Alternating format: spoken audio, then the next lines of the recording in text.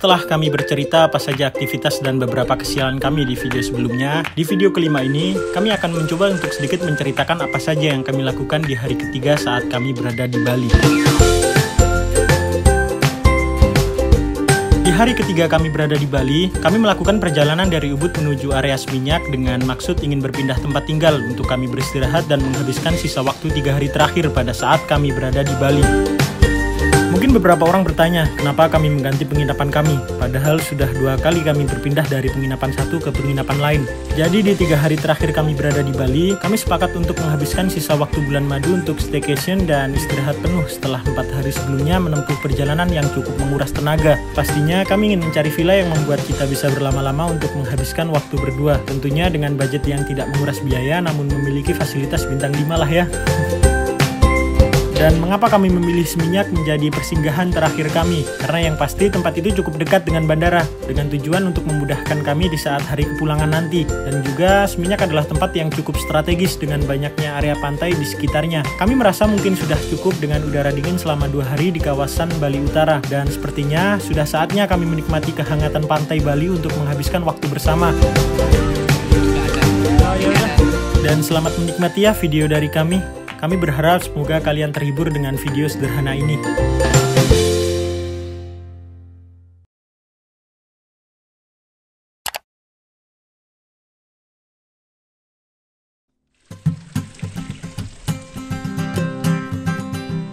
Mari mas, duluan.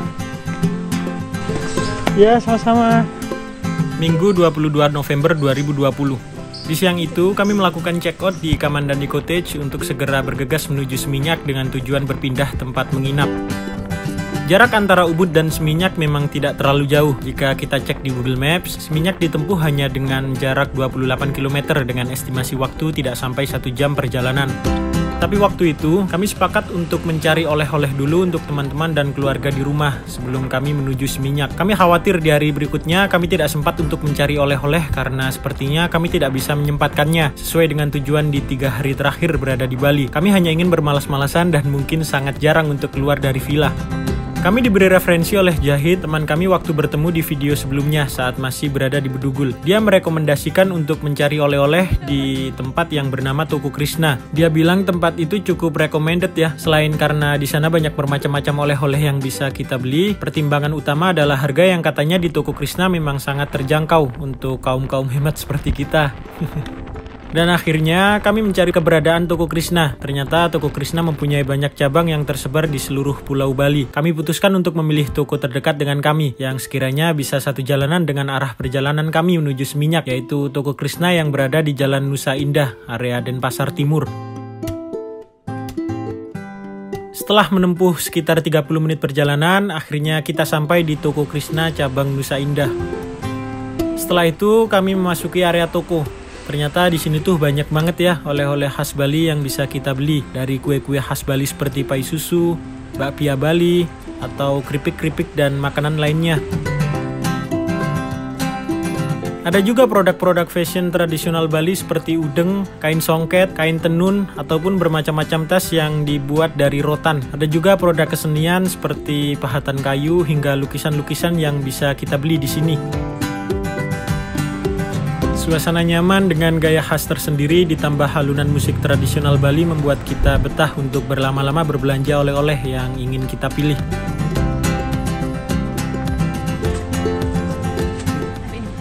Gila, sing gigi? Iya, ekstra. Gigi. Seneng ya?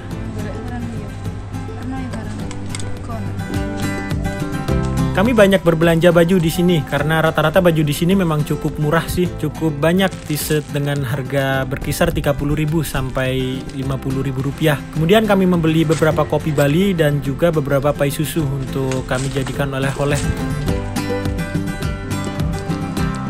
Oh iya, beberapa macam makanan di sini disediakan tester juga loh untuk memudahkan kami bisa merasakan mana makanan yang menurut kami nikmat untuk dimakan dan dibeli.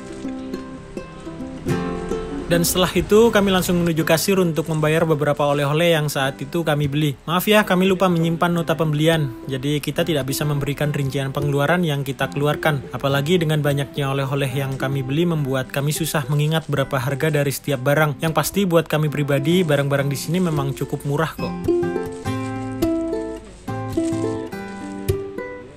Setelah itu kami langsung meninggalkan toko Krishna dan melanjutkan perjalanan untuk menuju villa yang sudah kami booking sebelumnya. Jika kita cek di Google Maps, jarak yang ditempuh dari toko Krishna cabang Nusa Indah untuk menuju villa tempat kami menginap sekitar 28 km dengan waktu tempuh kurang lebih 30 menit saja.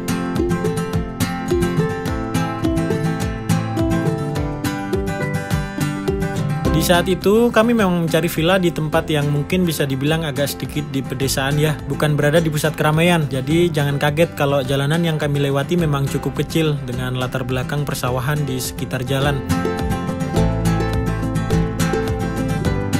Dan villa ini juga berada tidak tepat di pinggir jalan raya. Kami harus memasuki gang kecil untuk menuju villa yang kami tempati.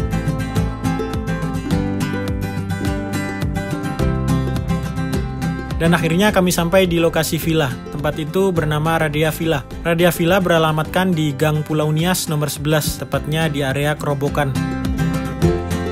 Siang. Ya. Atas nama, iya benar. Iya 2 malam. Sebenarnya Radia Villa ini tidak berada tepat pada area Seminyak. Mungkin dari Seminyak agak sedikit ke utara ya. Tepatnya di sebelah utara Seminyak dan sebelah selatan Canggu. Tempat ini juga bisa dibilang cukup strategis dan banyak area pantai di dekat villa. Hanya sekitar 10 menit saja untuk menuju ke Pantai Berawa. 12 menit dari Pantai Canggu, 14 menit dari Pantai Seminyak. Dan masih banyak pantai-pantai di sekitarnya seperti Pantai Batu Bolong, Pantai Peti Tenget, Pantai Legian, Pantai Kute, dan pantai-pantai di sekitarnya.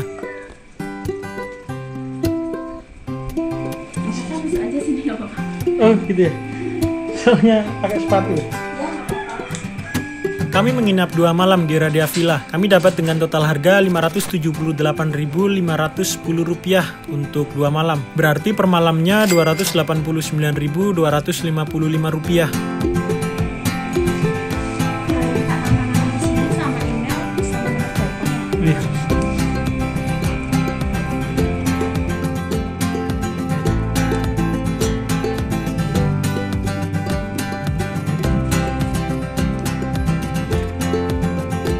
Ya, makasih. Oke. Sebentar ya, barangnya banyak soalnya. Bentar. Enggak apa-apa, saya bawa sendiri aja.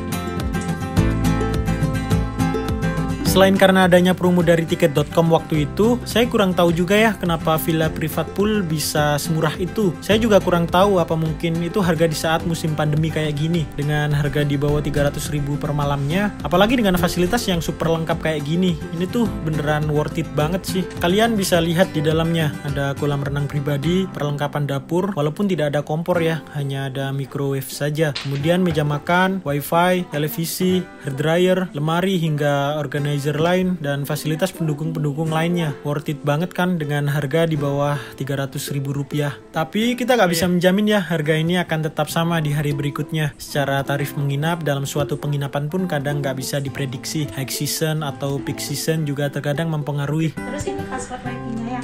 Oke. Kalau untuk yang di sini lebih baik pakai yang Radia Villa dulu. Oke. Ya makasih Mbak ya. Terima kasih. Sama-sama. Oh ya, boleh minta fotonya? Oh iya boleh.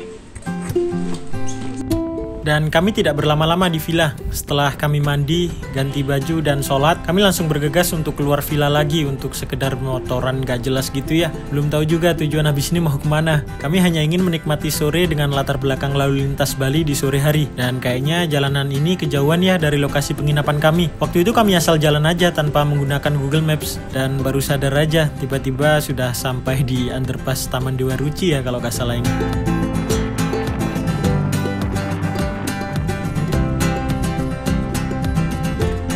Setelah cukup lama kami muter-muter gak jelas, tiba-tiba kami merasa lapar. Kami kelupaan kalau tadi tuh belum sempat makan siang. Dan tiba-tiba aja sih, waktu itu kami ingin mencari makan di area sekitar pinggiran pantai sembari nongkrong tipis-tipis menikmati matahari tenggelam di sore hari.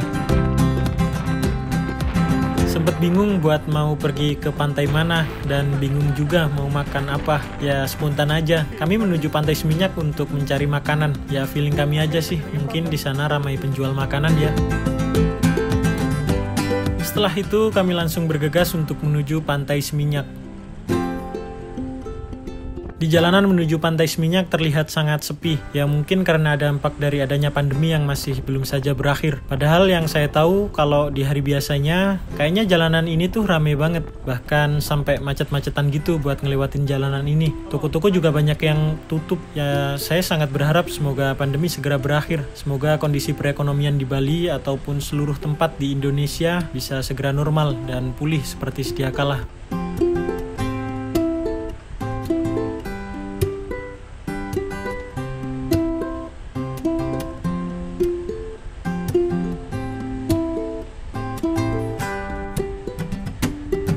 Setelah itu kami sampai di Pantai Seminyak. Baru sadar juga sih ternyata Pantai Seminyak sangat ramai. Saya kira tadinya tuh sepi gitu. Mungkin karena hari ini hari Minggu kali ya, jadi banyak yang lagi liburan. Tapi kami tidak sempat merekam keramaian di kamera kami. Kami hanya bisa abadikan di Instastory saja.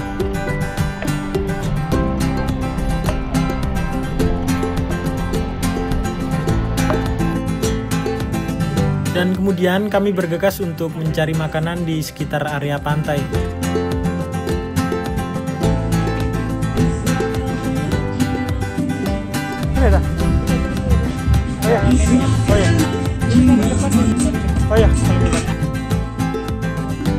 Waktu itu kami membeli bakso saat berada di Pantai Seminyak dan juga teh botol untuk minuman kami. Dan sebenarnya sedikit ada drama yang agak bikin kita terpana sebentar setelah kami mendapatkan bil tagihan. Tapi kami ceritakan nanti dulu ya waktu balik dari pantai. Mau di depan sana. 2 orang. Kita nikmatin dulu aja bakso dengan latar belakang sunset di Seminyak. Gimana? Mau makan bakso? Iya, mau makan bakso. Iya. Oh, ya Ini udah. ada teh botol, Fanta, Sprite, Coca-Cola, bir. Gak apa-apa, teh botol 2. Botol 2. Ya. Oke, terima kasih. Sempet membeli dagangan anak kecil yang menawarkan dagangannya. Emang kita tuh gak bisaan banget ya kalau lihat kayak gini. Sebenarnya kita itu gak begitu butuh sama barangnya, tapi mesti kalah sama perasaan. Gak apa-apa, hitung-hitung diniatin ngebantu aja. Seenggaknya sih apa yang dia lakukan lebih baik kan daripada hanya meminta. Jadi lebih baik dibeli sajalah ya.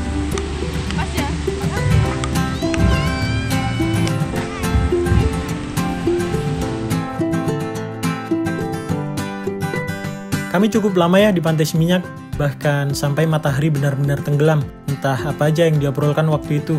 Merasa sangat menikmati banget obrolan-obrolan yang mungkin tidak semuanya itu bisa dibilang penting. Dari candaan hingga rencana ke depan, dari obrolan yang paling dalam hingga membahas latar belakang. Saya merasa ini benar-benar quality time banget untuk kami, keluarga baru yang baru terbentuk beberapa hari yang lalu. Ya, sore itu di Pantai Seminyak, kami emang ngerasa bahagia banget sih.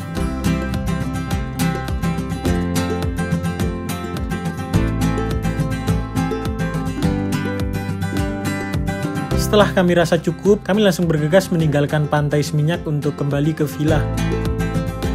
Nah ini, saatnya kami bahas drama pembayaran yang sempat kami ulas beberapa menit lalu.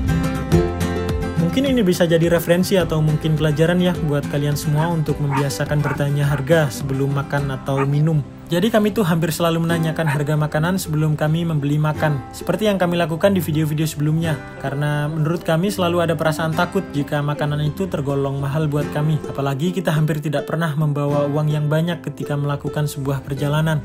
Nah, waktu itu kami sempat tanya berapa harga bakso per porsi kan. Penjual bilang harga bakso 20.000 per porsinya. Tapi kesalahan kami tidak tanya berapa harga teh per botolnya. Dan ketika kami membayar, mereka langsung memberikan tagihan dengan total harga Rp80.000 untuk 2 porsi bakso dan 2 teh botol. Jadi ternyata teh per botolnya itu mereka kasih harga Rp20.000. Kaget lah seketika. Bisa-bisanya kan bakso 1 porsi harganya sama dengan teh 1 botol. Kesalahan deh, tadi cuma tanya harga baksonya, gak nanyain harga teh botolnya. Jadi ya mau gimana lagi.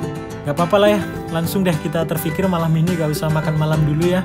Kita bikin makanan seadanya aja di villa, sekalian masak-masak bersama. Dan setelah itu kami langsung menuju villa.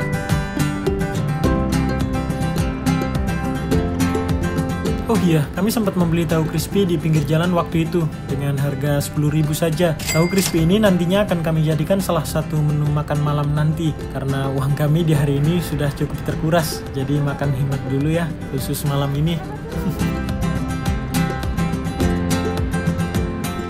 Sesampai villa, kami langsung memulai masak-memasak dan sebenarnya kalau dipikir ini tuh bukan masak sih ya. Karena di sini gak ada kompor ya kita manfaatin fasilitas yang ada. Cukup bersyukur juga sih ada pemanas air dan microwave dengan bekal-bekal kami yang masih ada seperti roti tawar, selai, mises, saus, terus kopi yang dikasih sama villa dan tahu crispy yang baru saja kita beli. Itu udah bisa jadi makan malam kami, walaupun kurang mengenyangkan sih. Tapi gak ada masalah kok, anggap saja candlelight dinner dengan versi kearifan lokal. Sebenarnya apapun makanannya, untuk saat ini kami lebih mementingkan momen bersama aja sih. Mumpung masih dalam momen bulan madu ya. Gak tahu juga kalau 5 atau 10 tahun ke depan, apa kita masih bisa makan sederhana dengan menguntamakan momen bersama. Udahlah, jangan mikir kejauhan, yang penting kita nikmati aja dulu sekarang.